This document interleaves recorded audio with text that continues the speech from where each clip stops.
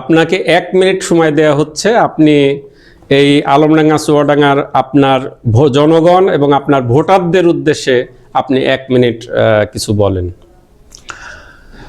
ভোটারদের কাছে 1 মিনিটে বলার আসলে বিষয়টা হচ্ছে যে আমি তো এই সংসদ সদস্য প্রার্থী হয়ে দীর্ঘ 17 বছর বাংলাদেশের মানুষ ভোট দিতে পারি নাই। আমরা ভোট অধিকার ফিরিয়ে আনার জন্য আন্দোলন করেছি, সংগ্রাম করেছি।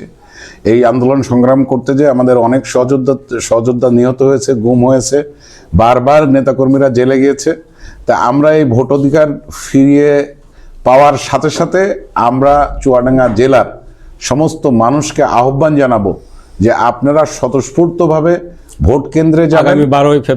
আগামী 12ই ফেব্রুয়ারি 2026 সবাই স্বতঃস্ফূর্তভাবে ভোট কেন্দ্রে যাবেন এবং আপনাদের পছন্দের প্রার্থীকে আপনারা ভোট দেবেন। আমরা সুষ্ঠু এবং নিরপেক্ষ নির্বাচন চাই এবং আপনাদের মতামতের ভিত্তিতে যেই এই চুয়াডাঙ্গা 1 আসনের জনপ্রতিনিধি হবে না কেন, আমরা সদরে তাকে গ্রহণ করতে চাই এবং পাশাপাশি আমি প্রার্থী হিসাবে আমার পক্ষে ধানের শীষে আমি ভোট চাই। তা আমার মনে হয় যে যার গায়ে বস্ত্র নেই তার আগে বস্ত্র দেওয়া উচিত।